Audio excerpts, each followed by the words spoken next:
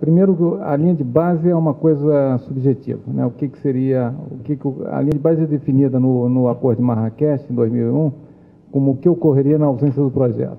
Bom, primeiro eu tenho que falar que o Protocolo de Kyoto foi acordado em 97, isso é óbvio, né? Então, esses projetos 2002, 2005, eles estão previstos no Protocolo de Kyoto. O artigo 12 que define o MDL, ele fala que vale obter créditos de carbono a partir do ano 2000, projetos do MDL.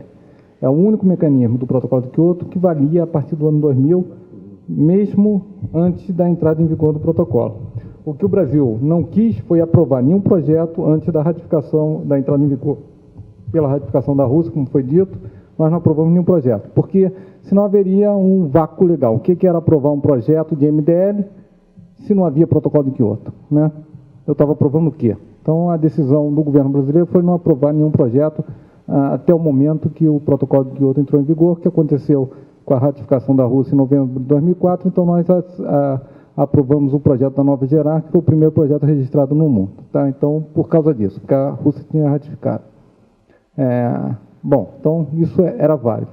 Aí vem o problema que ele acha que não é adicional. Tá? Aí começa a discussão da adicionalidade. Tá? Se não era adicional, vocês não deviam ter submetido esses projetos, né? Os participantes do projeto. Não, você falou que não era adicional, porque ele não foi feito pelo MDL. Você falar que ele não foi feito pelo MDL quer dizer que o projeto não é adicional, que ele ia ser feito de qualquer maneira, ele estaria na linha de base. Isso eu estou traduzindo o que você falou, eu não estou concordando com o que você falou. Então, eu estou dizendo que você falou que o projeto não é adicional, e que a comissão errou e o Executive Board errou em registrar esse projeto. Porque eles não eram adicional, eles iam ser feitos de qualquer jeito. Só que essa discussão é subjetiva. Tá? Hoje, por exemplo, se eu olho hoje um projeto de cogeração a bagaço, é uma térmica, tá? É complicada, ele só tem 6 meses que ele gera durante a safra, depois ele passa 6 meses sem gerar durante a safra, ele tem que concorrer com a hidrelétrica, que o custo de operação é 0. Tá? Então, a adicionalidade é uma coisa subjetiva. Você, que é uma pessoa independente, há quanto tempo você ouve que o Brasil tem um potencial de 3.500 megawatts de cogeração a bagaço para ser feito? Desde a década de 70, no mínimo. Eu também. Tá? Então, isso foi feito? Nunca foi feito. Com o protocolo de Kyoto, você em um ano teve, eu tenho a transparência, mas eu não apresentei, nós instalamos 1.200 megawatts de cogeração a bagaço, com o protocolo de Kyoto, com parte Proinfa. A parte Proinfa é muito pequena, porque os projetos Proinfa, como o crédito é da Eletrobras, tem uma discussão jurídica aí, eles não entraram como MDL, só 400 megawatts que estão aí como MDL, há uma dupla contagem, mas o cogeração a bagaço é tudo MDL, quase não tem Proinfa. Quer dizer, para mim ele é adicional, por vários motivos, tá? Eu citei alguns, tá? Agora, é uma questão que é subjetiva. Agora, isso passou pelo escrutínio das entidades certificadoras, da comissão, que são 11 ministérios, e do Executive Board, que são 20 países. Porque é subjetivo, isso tem que ser discutido por várias pessoas, passou por todo mundo. Tá? Então, esse é o ponto que eu queria falar. Esses projetos são MDL e estão registrados, tá? E são, na minha visão, são bons, tá? E eles podem ser MDL porque qualquer projeto a partir do ano 2000 pode conseguir créditos, tá? E hoje, claramente, eles têm que competir com a hidrelétrica, eles são adicionais, na minha visão, não há muita dúvida. Então, é só esse comentário que eu queria falar. Obrigado. Bom, está aberto aí para as questões dos senhores, tem um microfone. Eu sou Felipe Bottini, da Green Domus Desenvolvimento Sustentável, que é uma empresa que também faz projetos em MDL, né? Essa questão de adicionalidade aí a gente julga como sendo a mais relevante para a existência do mercado. Mas eu queria fazer uma pergunta para o Dr. Miguel, com relação a qual é o papel do Estado do ponto de vista de geração de leis que possam alterar os níveis base de projetos de MDL, né? Por que eu estou perguntando isso? A gente viu recentemente a Prefeitura, a Assembleia, a Câmara de São Paulo aprovar uma lei que obriga a novas edificações, novos prédios a ter energia solar como sendo um dos pontos. O que eu penso em relação a isso frente ao posicionamento do Brasil, do ponto de vista de política federal, em defender que nós sejamos remunerados de alguma forma para nos desenvolver de forma limpa, que é o MDL, existem outros âmbitos organizacionais que, no ímpeto de promover o bem ou reduzir as emissões, criam bases contrárias à geração de crédito de carbono e criar esse mecanismo de transferência. Eu queria saber se existe alguma intenção de integrar isso em âmbito nacional ou se existe uma preocupação em relação a isso ou não. Obrigado pela pergunta. Isso me dá a oportunidade de comentar mais um ponto que foi dito antes, sobre o envolvimento do governo fazendo projetos de MDL, junto com o que você está falando. Eu vou tentar falar sobre os dois assuntos. Bom, a ideia do MDL não é do governo se envolver para fazer projeto do MDL. A ideia do MDL é um mecanismo voluntário, participação voluntária, que as empresas têm que avaliar se vale a pena ou não. Inclusive, pela discussão de negociação internacional, se houver metas para o Brasil, eu vou obrigar que as empresas façam redução de emissão, depois elas não vão conseguir cumprir a meta, que ela vai ter uma meta mais rigorosa. Isso foi o que aconteceu com o Japão. O Japão, ele foi extremamente eficiente no choque de petróleo, reduziu brutalmente o seu consumo de petróleo, reduziu a emissão. Aí vem a negociação internacional, a meta do Japão é 6%, a dos Estados Unidos é 7%, que não fez absolutamente nada durante a crise do petróleo, fez carvão, aumentou as emissões. Quer dizer, dependendo do que você faça, o governo não pode impor que a empresa privada faça redução de emissão num cenário que está todo mundo falando que a gente vai ter meta. Então, primeiro, é um mecanismo voluntário. O que nós estamos tentando fazer é criar um ambiente, como foi dito, de ter informação, toda a informação disponível, e nós estamos o tempo todo aberto, foi dito pelo Fernando, nós estamos o tempo todo aberto para ajudar as pessoas a fazer projetos, nós damos todo tipo de conselho, estamos sempre disponíveis, a nossa equipe está disponível para ajudar o projeto. Mas nós não impomos nada, tá? A gente encara esse mecanismo como um mecanismo de... Claro, tem que conciliar o desenvolvimento sustentável com redução de emissão, mas de uma maneira voluntária, de preferência com aporte de recursos externos para nos ajudar a dar esse pulo em termos de redução de emissão sem comprometer as metas sociais. Essa que é a filosofia que está por trás da estratégia brasileira em mudança do clima. A gente faz mais com ajuda, sem comprometer, sem desviar recursos para a parte social. Tá? Então, eu acho que a gente pode fazer alguma coisa do governo, mas é difícil o governo fazer projeto MDL e depois o governo aprovar projeto MDL. Fica uma coisa meio incestuosa, né? Então, a gente não está se envolvendo na elaboração de projetos. Isso não quer dizer que os ministérios setoriais não possam fazer. Podem fazer. O PROINFRA é uma boa ideia. Tá? Voltando à tua pergunta específica, o fato de o legislador querer impor lei, hoje no Congresso, o relatório da Comissão Mista sobre Mudança do Clima, ele aponta quase 600 leis que estão tramitando no Congresso, projetos de leis, que têm a ver com mudança do clima. Alguns são tipicamente energia renovável, biocombustíveis, energia nuclear, mas estão relacionados com mudança do clima, tratamento de resíduos, agricultura, tem vários projetos de lei que são específicos, mas tem um rebatimento em mudança do clima, e a Comissão Mista listou todas essas iniciativas. Muitos deles criam metas na prática de redução de emissão, como você está falando. Todas as construções têm que ser com energia solar. Agora, o que acontece é que são desejos do legislador. Aí, o que acontece normalmente é que ele não coloca nenhuma fonte de recursos para fazer isso. Então, o primeiro projeto de lei sobre mudança do clima foi do deputado Ronaldo Vasconcelos. Ele praticamente zerava as emissões no Brasil. Ele pegou o inventário e obrigou, tem que reduzir a emissão de metano em reservatório hidrelétrico, em tratamento de resíduo, no setor energético só pode ter renovável, todo combustível fóssil tem que ter compensação com plantação. Se você ler aquilo ali, chega no final do decreto, a emissão do Brasil 0. Qual o custo disso? Quem é que paga? Isso não está no decreto. É aquilo que eu falei. Isso resolve o problema da mudança do clima? Não. China e Índia continuam aumentando, os Estados Unidos continuam aumentando, a Austrália continua aumentando, Europa continua aumentando, apesar de falar que está reduzindo. Então, isso é o desejo do legislador, que é claro, que é correto e é até bom que eles estejam preocupados em reduzir a emissão. Eu não estou criticando em momento nenhum. E não estou dizendo que isso acontece em países de desenvolvimento, não. Eu participei da revisão da Comunicação Nacional da Suécia, da primeira, em 94. Tá? Na Suécia você tem uma lei que proíbe nuclear, proíbe novas hidrelétricas, tem uma meta de Toronto de redução de efeito estufa, baixar 20% acima do nível deles de 90%. Quer dizer, você pega essas 3 leis, não fecha. Tá? Como é que você vai crescer, né, desenvolver a economia, proibindo hidrelétrica, proibindo nuclear e tendo que reduzir 20% da emissão? Eles têm que descomissionar todas as nucleares que eles têm, tá? E não podem botar nenhuma hidrelétrica. Eles vão fazer o quê? Não fecha. A meta da Suécia no protocolo de Kyoto é crescer a 1%, eu acho. Você vê que não fecha, as coisas não fecham. Por quê? O desejo do legislador é ter o mundo, o cenário, né, melhor possível. Tá? Agora, a realidade é diferente. Como é que você faz isso?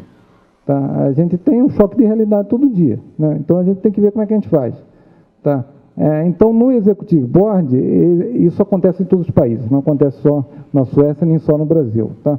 Então, isso é normal. Todos os legisladores querem ser proativos, querem mostrar para o eleitorado o que eles estão fazendo. Então, eles propõem isso. Essas coisas não fecham, como é que a gente faz?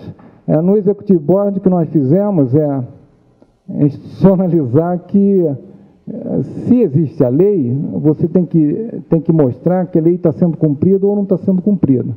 Porque o fato de existir a lei, isso não é só no Brasil, estou dando o exemplo da Suécia exatamente por causa disso, tá? Não quer dizer que você cumpra a lei. Tá? Porque se a lei é inviável, por exemplo, a taxa de juros tem que ser menor que 12% ao ano. Ela não vai ser cumprida, tá? Porque ela é fato da vida. Tá? Você não vai cumprir. Então, no Executive Board, nós falamos, se existe lei, você tem que ver se essa lei é enforced ou não é enforced. Essa palavra, me desculpa em inglês, é difícil traduzir, mas se existe uma obrigação do cumprimento ou não. Tá? Se essa obrigação do cumprimento ela não é difundida no país, tá? Você faz a lei, mas todas as construtoras põem a tomadinha do lado do chuveiro e não tem coletor solar, o coletor solar vai ser feito pelo condomínio, grande chance dos proprietários instalarem um aquecedor elétrico. Por quê? Porque você joga o problema para o governo, de volta, né? Ele manda para o construtor, o construtor manda para o consumidor manda de volta para o governo comprando um chuveiro elétrico. Aí você tem que instalar 2.000 megawatts para atender aquele chuveiro elétrico, que custa $2.000 por megawatt. Então, é difícil. Então, o que a gente fez no Executive Board os projetos têm que justificar se a lei é mandatória ou não, e se há um enforcement, se o governo vigia o cumprimento. Algumas leis são fáceis de você fazer o enforcement. Eu te digo o exemplo típico, é o 25% do álcool na gasolina. Não há dúvida que é um enforcement, porque a mistura é feita pela Petrobras na refinaria. Tá? Mas você tem sempre a mistura feita ilegalmente no posto direto na bomba, tá? No tanque da gasolina. Quer dizer, você vê que é complicado, porque você tem a parte ilegal, é o problema do desmatamento no Brasil. O desmatamento no Brasil é ilegal, mas as pessoas desmatam. Tá? Como resolver isso é difícil. Então, meu nome é José Luiz Pegorinha, eu represento a Fênix Contact e também tenho uma ação junto ao CREA como conselheiro. Né? E eu gostaria de entender, colocaria para a mesa o seguinte: como o senhor Fernando falou, nós estamos indo praticamente na contramão com relação à matriz energética na produção de energia elétrica. Se nós temos o PROINFA, que é importante para todo o país, nós sabemos disso, mas ele ainda representa uma porcentagem muito pequena. Nós estamos falando em 3% em relação ao nosso potencial. E quando nós falamos em energia eólica ou energia solar, como falou o colega, ainda nós estamos engatinhando nisso aí. O que a gente coloca como um problema é por exemplo, por que criar tantos impactos e dificuldades na produção de quantidade mesmo de energia? Eu estou falando no Complexo Madeira, estou falando no Belmonte, que representaria 5, 6 vezes o Proinfa. Então, é essa a colocação, vamos dizer, se nós temos que trabalhar num sentido de produzir energia para um desenvolvimento sustentável, nós temos que continuar na marcha que o Brasil vinha fazendo, ou seja, usar a energia hidrelétrica como o principal. E, evidentemente, as alternativas complementar essa energia elétrica, tanto as PCHs, como eólicas, né, como as térmicas, não é? E isso incluindo até as nucleares, dentro do que se coloque como resíduo, numa forma controlável, que o homem tem condições de fazer. Então, essa é a colocação.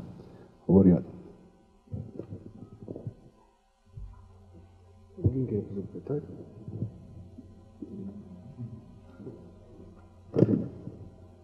Eu não sei se deixei claro. Eu estou questionando, por exemplo, a colocação das usinas hidrelétricas, não só Belmonte como Madeira, que nós estamos falando em 20 mil mega aproximadamente, mas outras, né, hidrelétricas, além das fontes alternativas. Eu vou começar, então acho que toda a mesa deve falar sobre isso. Tá, não tem diretamente a ver com o MDL, mas tem a ver com política de mitigação no Brasil como um todo, né? Eu concordo que a gente tem que dar ênfase à hidrelétrica, tá? Há uma pressão muito grande contra a hidrelétrica no movimento basicamente europeu, contra as hidrelétricas, tá? Há uma pressão muito grande no Conselho Executivo contra a hidrelétrica, foi uma guerra para a gente aprovar hidrelétrica dentro do MDL, eu briguei quase que 2 anos para conseguir aprovar MDL para hidrelétrica. Há uma predisposição contra a hidrelétrica no mundo, tá? Por causa do problema de deslocamento de pessoas e alagamento de território. Tá? É a mesma lógica da nuclear, né?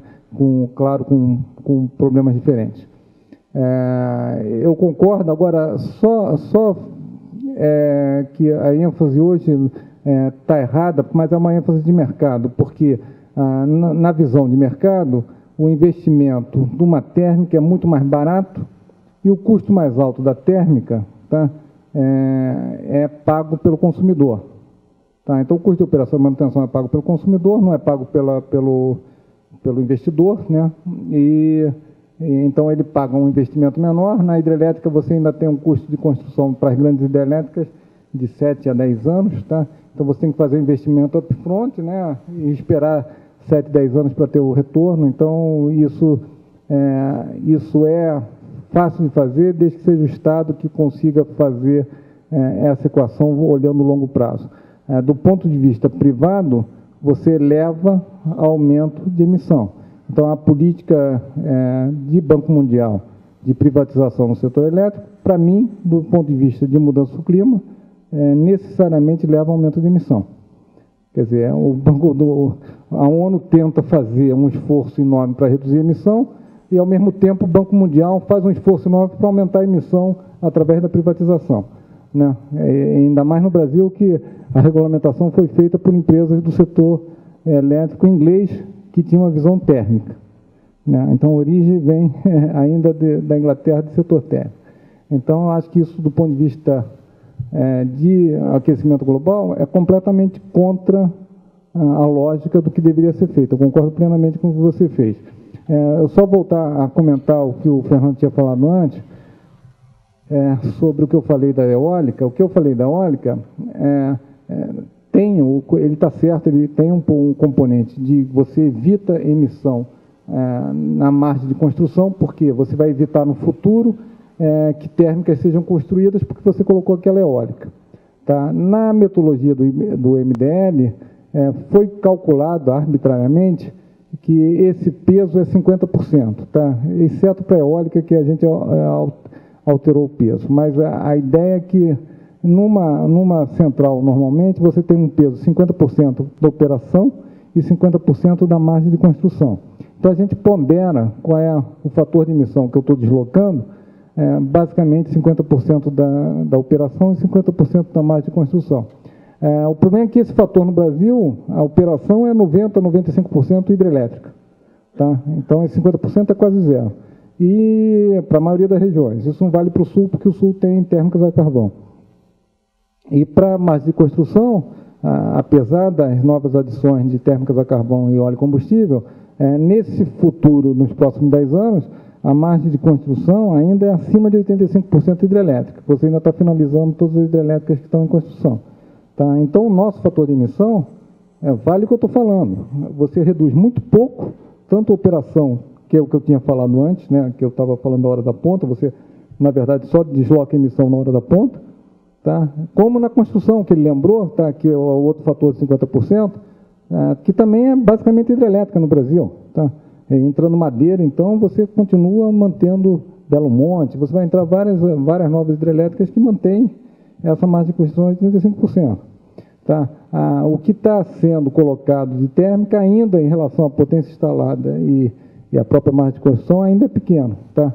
Mas é preocupante, eu concordo plenamente que é preocupante, eu acho que a gente teria que ter um esforço de tentar criar mais alternativas renováveis. O MDL ajuda nisso.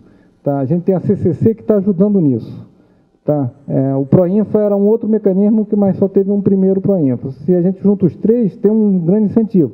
Mas por que não acontece? Porque ainda existem barreiras institucionais. Tá? Que a ANEEL tem que mexer, mas o governo está olhando isso. Eu acho que nos próximos anos a gente vai ter uma evolução positiva para isso. Está todo mundo preocupado com isso. O próprio IPE, o doutor Tomasquim, está preocupado com isso. Está todo mundo vendo isso. O doutor Tomasquim é uma pessoa também que historicamente trabalhou com a gente na mudança do clima desde 94. Tá? Então, não é uma pessoa que não sabe o que está acontecendo na mudança do clima, muito pelo contrário. Ele é uma das pessoas que participou sempre desse processo. Então, é um processo que no curto prazo você está fazendo decisões erradas. Agora, se houver uma restrição de carbono, essas decisões vão ser mais erradas ainda, porque os investidores vão ser proibidos de operar. Então, é um risco para eles também, porque eles estão colocando esse investimento, mas eles não têm garantia que daqui a 10 anos eles vão estar operando, ou vai ter uma pressão mundial enorme para fechar todas as térmicas a carvão, óleo e combustível. Então, eu olho essas coisas muito como conjuntural, e uma visão de mais longo prazo, o risco é muito grande, na minha visão. Meu nome é Mauric Rei, do Banco ABN. Eu vou falar hoje, mais tarde, também sobre as oportunidades. E uma das coisas que eu queria ouvir a visão também do embaixador do Miguel, basicamente sobre a questão das metas para o Brasil. Eu concordo plenamente com a análise feita pelos senhores. Brasil é vítima das mudanças climáticas. Eu acho que é super importante medir isso, deixar claro. O embaixador também falou, acho que o Brasil tem que mostrar mais o que já foi feito. Eu acho que exatamente a matriz energética limpa cada vez mais que os países buscam o Brasil para conhecimento do etanol, etc. Isso é super importante. O que eu não concordo com a visão ou o posicionamento que eu sinto de entrar as negociações como vítima. E eu tenho 3 razões por isso. Eu acho que qualquer negociação entrando como vítima tem bem menos chance de levar a um sucesso. Eu também concordo plenamente com o que a ministra Marina Silva fala. Eu acho que o fato dos outros não serem responsáveis não dá o direito moral a gente não ser responsável. A gente pode chorar, a gente pode gritar, a gente pode espernear. Se o outro não faz, eu acho que não é a razão da gente não fazer. Eu acho que isso, de novo, na negociação me dá muito mais poder. Se eu faço minha parte, eu posso pedir muito mais. Mas, principalmente, eu acho que o que eu queria ouvir de vocês, a visão da oportunidade que eu vejo, e eu acho, quando o Brasil voluntariamente coloca metas de redução, essas oportunidades vão se apresentar muito mais rápido. A energia renovável tende a ser, se não no curto prazo, com certeza no médio e longo prazo, mais barata do que a energia fóssil. Então, uma meta disso vai melhorar a posição competitiva do país. Produtos novos vão ser exigidos pelo mercado. Então, se as empresas brasileiras hoje começam a investir em novas tecnologias e novos produtos, Isso vai dar uma competitividade na exportação muito maior, fora de toda a posição de agronegócio que o Brasil tem. Na minha visão, se tiver uma meta, mesmo que seja pequena para começar, o Brasil teria muito mais chance de aproveitar essa onda, porque é uma onda, o mundo está mudando para um mundo com restrições às emissões de carbono, e eu acho que o Brasil pode aproveitar essa onda muito mais, entrando mais firme em vez e deixar esse lado de mais defensivo. Por mais correto que seja, de novo, a análise, eu concordo plenamente. Eu queria ouvir a opinião de vocês. Eu de certa forma, concordo com o senhor, mas aí é uma questão de conceitos. Aí. A questão de que o Brasil é vítima, isso é uma ilustração. Isso nós não entramos em negociação nenhuma como vítimas. Não é essa a nossa postura. Mesmo porque a vítima, a própria palavra já mostra passividade. Nós não temos sido passivos, temos sido até muito proativos nisso. É claro que o argumento de que você, como isso mais recentemente tem sido demonstrado pelos últimos relatórios do IPCC, de que países como o Brasil serão mais vítimas do aquecimento global do que outros, porque são mais vulneráveis, porque por certas circunstâncias altera, por exemplo, a savanização da Amazônia, causa uma reação em cadeia que leva à transformação talvez do cerrado no semiárido. Então, quer dizer, isso você usa para mostrar que, quer dizer, porque é um fato. Mas não é esse digamos, a motivação que está na nossa atuação internacional no regime do clima. Agora, a questão eu acho sim que nós, e tenho dito isso em pouco tempo que eu tenho estado nessa função, enfim, claro, eu não crio política, mas enfim, eu tenho tentado demonstrar, porque é isso que está na cabeça tanto da ministra Marina, como na Comissão do Clima e do ministro Celso Amorim, nós temos que mostrar que não somos defensivos. Eu acho que porque as evidências apontam o contrário. E nós temos como sermos, digamos, mais ambiciosos ainda. Há margem para isso.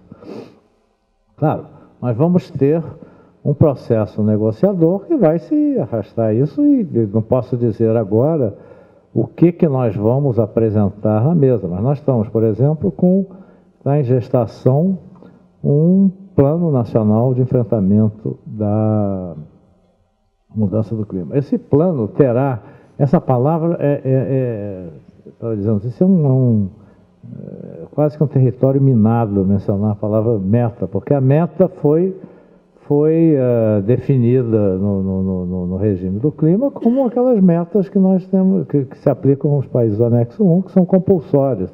Mas, evidentemente, você tem que ter objetivos que se assemelham a metas, de certa forma. Se você quer acabar com o analfabetismo, você não pode ser assim transitivo. Assim, vou diminuir o analfabetismo. Você, para fazer alguma coisa, tem que dizer, quero diminuir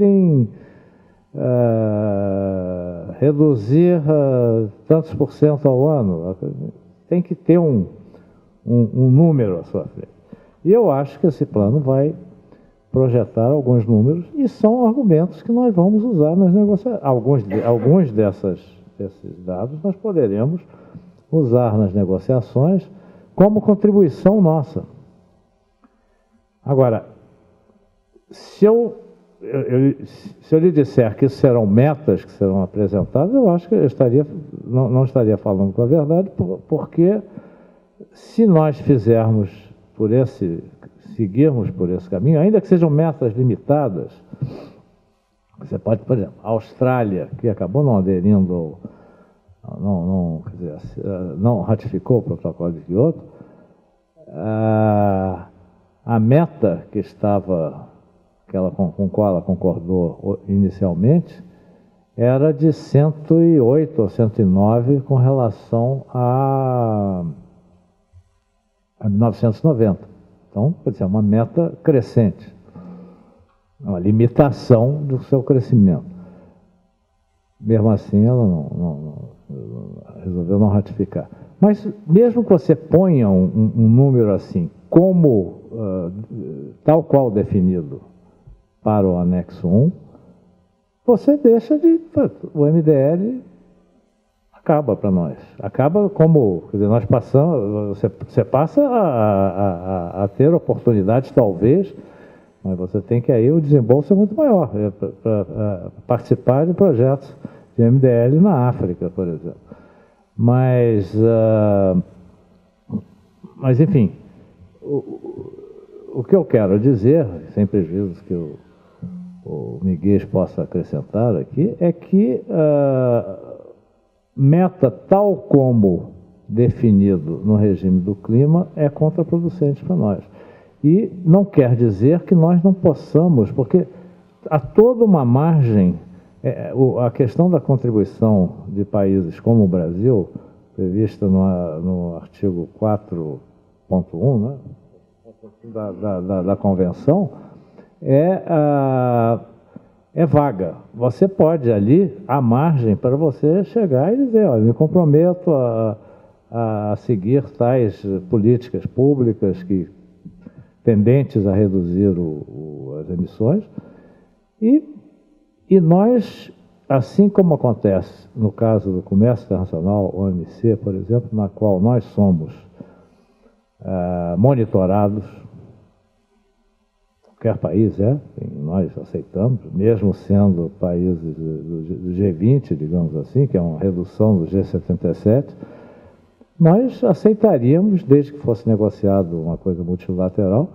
que isso fosse monitorado, enfim, fosse monitorado no sentido de que se você não cumprir aqueles objetivos, você, enfim, pode ser vítima do opróbrio dos seus pares. Quer dizer, nós estamos dispostos a isso, que é um mecanismo que ainda não existe. Mas, enfim, eu acho que sim, nós podemos ser mais ativos do que somos, adotando políticas internas mais ambiciosas. Eu só acrescentaria que eu acho que a vítima como ele disse, a ilustração. Você pode ver nessa ilustração o que está acontecendo com as florestas, por exemplo, no sul da Europa e na Flórida, que estão se incendiando por causa do calor, por causa da aumento de temperatura. Isso provavelmente vai acontecer com a floresta amazônica também, que vai levar ao processo de savanização. Então é preocupante, que é o aumento da temperatura, que é causado basicamente pelo combustível fóssil, não é pela floresta, né, como eu ressaltei. Nos cenários altos de IPCC, esse cenário vai ficar gravíssimo para a gente. E nós vamos ser vítimas nesse sentido. Tá? Mas isso não é a nossa bandeira de negociação, muito pelo contrário, o que a gente tem feito é sempre propor ideias que avancem a implementação da Convenção do Protocolo dentro dos países de desenvolvimento e está acontecendo. Agora, como o embaixador falou, eu acho que metas no sentido do protocolo, que é compromissos quantificados de redução ou limitação de emissão, são contraproducentes. O exemplo que eu dou, voltando à pergunta anterior, do biodiesel, né? Nós estabelecemos uma meta obrigatória no Brasil de misturar biodiesel no diesel de 2% até o final desse ano e a partir do ano que vem 5%. Imediatamente a gente não pode considerar isso como MDL, porque isso é obrigatório e isso é enforced, a palavra que falta em português. Isso é tornar compulsório pelo governo, tornado compulsório pelo governo. Então isso já deixa de ser MDL. Então isso é um custo que é para a sociedade brasileira. Então você começa a tirar recursos que poderiam ser aplicados em outras ações de desenvolvimento para resolver um problema que não fomos nós que criamos. Foi criado pelos países desenvolvidos. Por quê? Porque nós somos bonzinhos, eu vou ficar limpando a pichação do muro todo ano. Porque nós somos bonzinhos. E o cara continua pichando meu muro todo ano.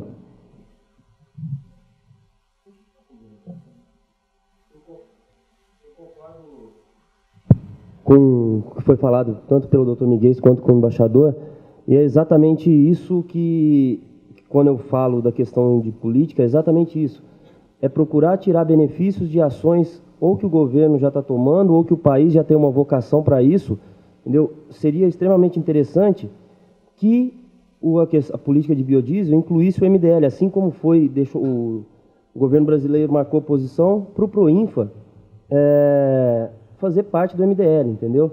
Se a questão do MDL norteasse uma política de desenvolvimento sustentável com tanto energia quanto em biocombustíveis, foi o que o Dr. Miguel falou, deixaria de tirar dinheiro que tem que ser colocado em área social e viria investimento de fora que poderia ser aplicado em todas as políticas aí.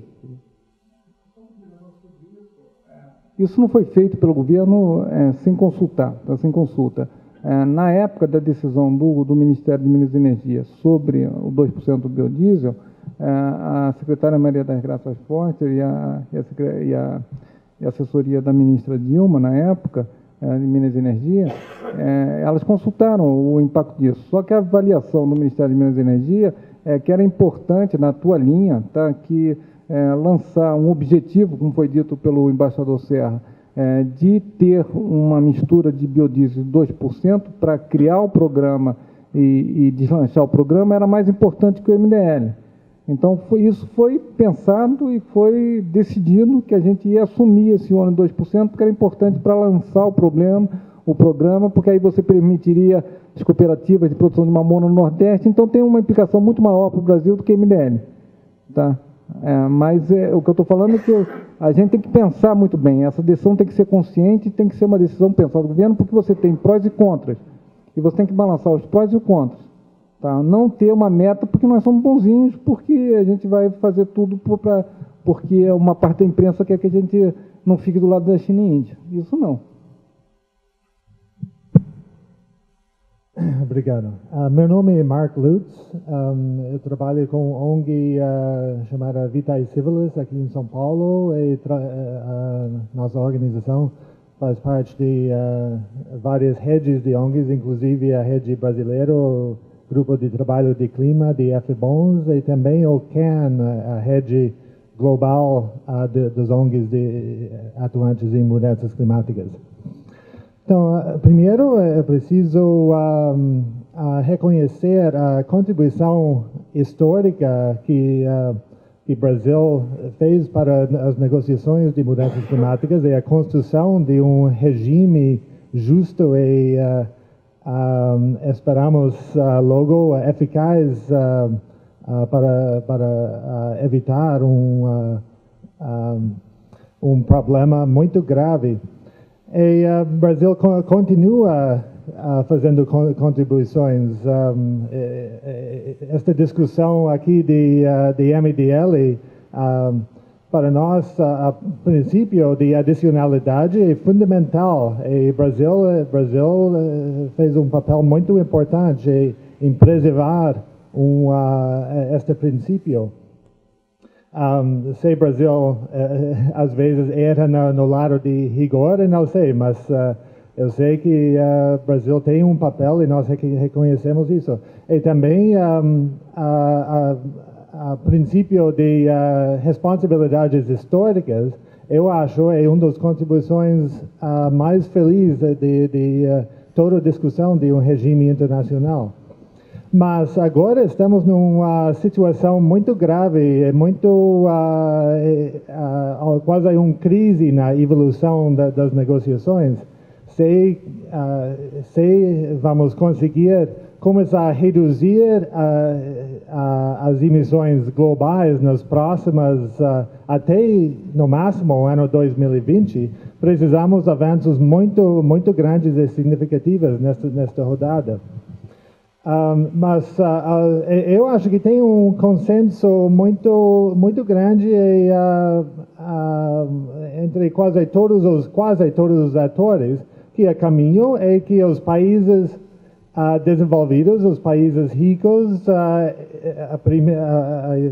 têm o papel de reduzir suas emissões até metas muito substanciais até os países em desenvolvimento precisa juntar anexo 1 ou ter metas absolutas de emissões nacionais. Então, por isso não entendo porque tem tanta discussão de metas para o Brasil, dos atores envolvidos nas negociações. Eu acho que tem 3 atores que estão discutindo metas para países em desenvolvimento, metas equivalentes aos países desenvolvidos. Esses são os 2 países que não ratificaram o protocolo de Kyoto, Estados Unidos e Austrália, e também, infelizmente, para minha vergonha, meu país, Canadá, que tem a infame de ratificar o protocolo de Kyoto e depois fala que não vai cumprir as metas. E esses países não devem ser levados a sério, né? Porque são desculpa para os problemas de posições deles. Eu não sei se nas portas fechadas a União Europeia, o Japão, a Nova Zelândia está dizendo que os países agora, os países em desenvolvimento, precisam ter metas. Duvido. A CAN, a rede global das ONGs, nunca falou que China, Índia, Brasil, os grandes países em desenvolvimento, devem ter metas nesta rodada no segundo período de compromisso, pós-2012. Tem países que devem ter metas nesta rodada, e eles são a Coreia do Sul, Singapura, Kuwait, que são que têm renda per capita, que têm emissões mais altas do que alguns países de Europa, que já têm metas, mas esta é uma discussão completamente diferente do que os grandes países em desenvolvimento, como Brasil, China e Índia. Mas, então, eu gostaria de saber realmente quem está pedindo metas para estes países e se esta discussão é realmente uma trave para as negociações agora. E segundo, quais outros papéis os países em desenvolvimento podem ter que talvez não seja completamente voluntário. Medidas voluntárias têm um papel de importância, mas também precisa contribuir para fortalecer o regime. E se os países, todas as contribuições possíveis de países em desenvolvimento são fora de regime internacional de clima, esta deixa as negociações muito mais difíceis e só dar espaço para esses países como Estados Unidos e agora Canadá para dizer, olha, o protocolo de Kyoto, o regime internacional não está avançando e só alguns países e os outros não estão fazendo nada. Então, tem algumas propostas, até vindo dos países do Sul, de alternativas que podem ser dentro do regime, tipo que a África do Sul fala de políticas e medidas, PAMs, tem a possibilidade de expandir o mercado de carbono para setores. Tem a China tem metas muito ambiciosas de renováveis e eficiência. Como essas propostas podem fazer parte das negociações dentro do regime de clima? Obrigado.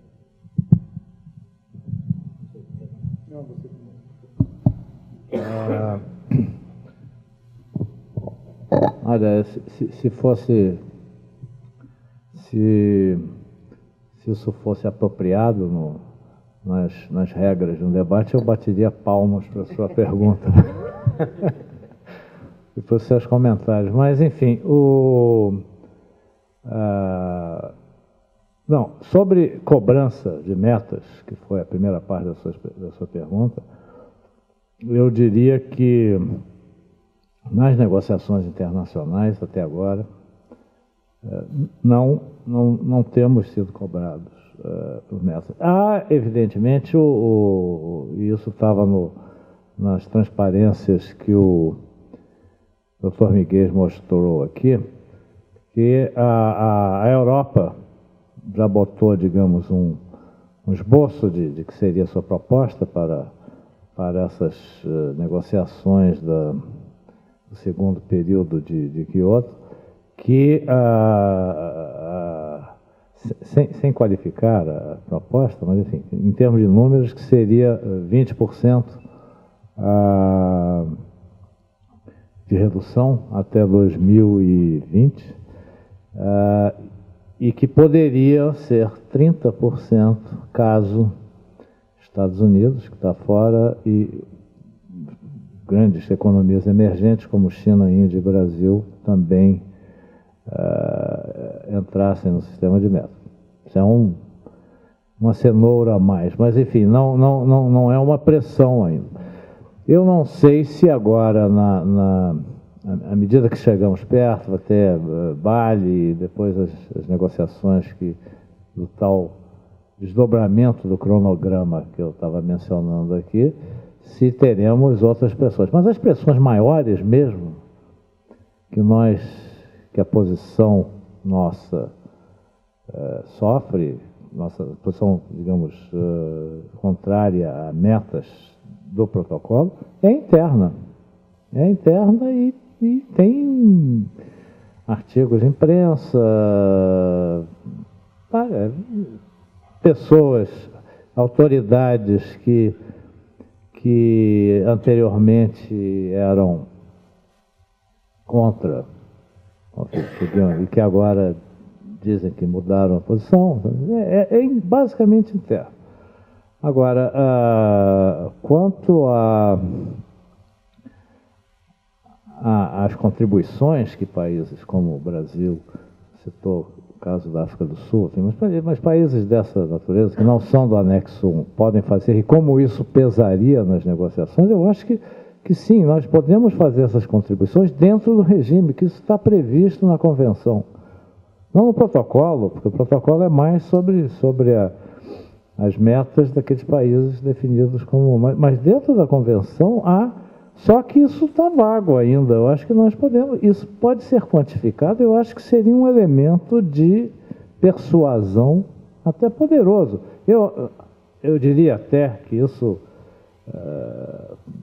que nós talvez devêssemos fazer um esforço, desde já, para quantificar o que nós já fizemos. Porque isso também é um dado que nós não temos assim, por exemplo. Eu estava mencionando que esses 2 anos de redução do desmatamento na Amazônia representaram uma não emissão, digamos, de 430 milhões de toneladas de carbono. Mas são dados assim esparsos. O que representou até agora, em diminuição de emissões, o programa de biocombustíveis? O que tem representado a diminuição do desmatamento? Outras ações que têm sido tomadas. Isso acho que já nos dá uma posição de mais, não só de mostrar ao nosso público, ao nosso contribuinte, o que se está fazendo, né, que a questão da mudança do clima é uma questão que está todo dia no jornal. Isso é uma coisa que deixa de ser um debate entre entendidos para ser uma coisa bem generalizada entre a população.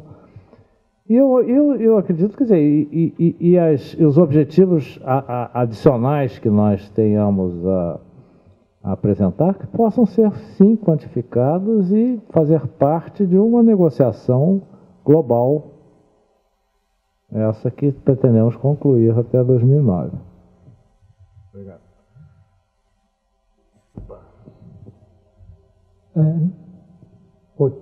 Na verdade, o que eu quero fazer não é bem uma pergunta, mas é uma constatação. Vocês me permitem a simplificação? O protocolo de Kyoto foi nada mais do que os países desenvolvidos admitiram que, para se desenvolver, destruíram o meio ambiente. E agora seria a nossa vez. Eu acho que esse conceito é importante, é uma simplificação do conceito. Agora é a nossa vez. Então, na nossa vez de nos desenvolvermos, existe uma enorme pressão para que nós nos desenvolvamos de uma forma limpa e mais cara. Ou seja, nós vamos ter uma dificuldade de desenvolvimento muito maior. Então, o que me pareceu absolutamente brilhante no protocolo de Kyoto foi se criar um mecanismo de desenvolvimento limpo, ou seja, colocou-se dinheiro no meio ambiente. Porque nós sabemos que no mundo nada funciona sem dinheiro, então se colocou dinheiro no meio ambiente. Foi uma forma de transferir riqueza, então a forma de fazer com que os países em desenvolvimento se desenvolvam de uma maneira limpa, mas com financiamento externo. Então eu acho que esse conceito é muito importante quando se fala em metas e não metas, porque não cabe aos países em desenvolvimento ter metas. Realmente, em hipótese alguma, até em alguma negociação, aí cabe ao embaixador que sabe das dificuldades de se negociar internacional, porque não tem bonzinho no mundo, todo mundo sabe disso. Se hoje estão atuando no meio ambiente, se pretende diminuir as emissões, não é porque os países desenvolvidos são bonzinhos, é que eles sentiram o problema que criaram. E criaram para eles também. Então não tem ninguém bonzinho, vai ser dificuldade, os próprios países desenvolvidos financiam projetos de MDL de uma forma que possam impingir equipamentos também, que é uma forma de transferir, mandar o dinheiro e levar de volta, e que não é nenhuma novidade. Os ingleses fizeram isso no Brasil logo depois do Império. Isso é um mecanismo normal. Não é nenhuma crítica, é uma forma do mundo atuar em matéria de recursos. Então, acho que essa questão de metas realmente não faz sentido. Pode-se dizer o que quiser, tem muita gente, a própria imprensa faz esse tipo de comentário, não tem sentido. Realmente, entendo que o Brasil, a forma como se tem criticado até de uma certa forma a dificuldade dos projetos de MDL, eu acho que foi uma coisa... É complicado sim, mas uma regulamentação que envolve 150 países necessariamente tem que ser complicada, senão não vai conseguir atingir todos os objetivos. Lembrar que, assim como países que têm uma capacidade tecnológica maior, como o Brasil, a Índia, a China, alguns outros, como a Argentina, coisa assim, conseguem fazer projetos com uma certa facilidade. Agora outros, sei lá, Uganda, Tanzânia, vão ter mais dificuldade, naturalmente vão ter mais dificuldade, vão ter que recorrer a outros. Mas ainda é um mecanismo que vai gerar uma certa distribuição de riqueza para o mundo. Eu acho que o Brasil, o único ponto que eu acho que deveria atuar com um pouco mais objetivamente é com mecanismos de financiamento do Estado, só isso. Sei lá, o BNDES entrar no processo e que acho que não cabe nem para o embaixador, nem para a comissão se manifestar nesse sentido, porque, na verdade, isso é uma política de governo, é uma política de facilidade de crédito, só isso. Mas eu entendo que uma questão das metas que realmente não faz sentido o Brasil assumir metas, a menos que seja uma meta negativa, né? A nossa meta é 70% acima do que fazia em 1990. Aí eu acho que é aceitável como meta fora. Pois é, não era só isso que eu queria dizer. Eu acho que caberia sobre a participação do governo em criar melhores facilidades para o desenvolvimento do MDL no Brasil. Eu acho que talvez o Miguel possa falar, mas enfim, é isso. Não, isso que você está falando está correto, tá? O que falta, porque o espírito do MDL tem que ser o que você falou, voluntário, e tem que ser, a empresa tem que avaliar o risco que ela está correndo e a oportunidade que ela tem. Tá? Então, na verdade, o que falta é apoio à empresa tomar essa decisão. Isso nós fizemos na FINEP. A FINEP agora tem uma linha pró-MDL que financia o estudo, né, o documento de projeto, financia validação, financia metodologia e pode financiar até pequenos projetos, implementação. E o BNDES está entrando, essa semana eles vão decidir sobre 2 fundos de carbono, tá, que vão ser geridos por 2 fundos independentes. Tá, e a ideia é de o BNDES entrar com 40% do fundo e o gestor privado entrar com 60%. Eles estão com proposta ao redor de 5 propostas, foi o que me falaram. Eles vão decidir por 2 e vão fazer um aporte grande nessa proporção. O privado entra com 60% e o BNDES vai entrar com 40%. Então, isso vai dar uma alavancagem. Tá? Tem o Ano de Desenvolvimento Limpo, que foi lembrado pelo embaixador. A ideia do Ano de Desenvolvimento Limpo é o governo incentivar, através dos ministérios setoriais, projetos. Tá? Por exemplo, só aqui de cabeça, nós não temos nenhum projeto de hospital, de hotel em MDL. Se você olha a carteira da Índia, tem muitos projetos de hospital e e hotel, de novo, a nossa matriz é limpa, então isso é um ônus, a viabilidade econômica desses projetos no Brasil é completamente diferente de China e Índia. Por exemplo, a China tem projetos grandes de aproveitamento de metano de minas de carvão. O Brasil, eu estou puxando o setor de carvão para fazer projetos de metano, de evitar metano nas minas de carvão. Quer dizer, é um processo. Eu acho que o Ano de Desenvolvimento Limpo vai permitir a gente avançar mais. A entrada da FINEP e do BNDES está indo na linha que você está falando, de criar esse apoio. Agora, esse processo é assim mesmo, ele é gradual e ele tem um certo nível de conhecimento, porque o processo, como todos sabemos, é complexo e, além disso, há o risco e a oportunidade, há o risco comercial, os investidores querem ter garantia que vai ter mercado para ele vender. Você conhece isso muito melhor que eu, né, que você está lidando com isso, mas isso leva a um problema tributário, a um problema de entrada de recursos externos. O Banco Central teve que agir, o BNDES no início não podia reconhecer os passivos do crédito, então tem todo um aparato jurídico que não está previsto para o MDL. Tá? E isso são as coisas que a gente não fala, tá? Que estão por trás do cenário de dificuldade. Isso leva um tempo até que você vai resolvendo cada problema desse, e a gente está trabalhando em cada problema desse, mas somados vão criando todas essas barreiras que dificultam o deslanchar. Né? Bom, nós vamos fazer um intervalo aí para o almoço. Gostaria muito de agradecer a presença e a exposição da mesa e a participação dos senhores e voltamos às 13h30. Muito obrigado, então.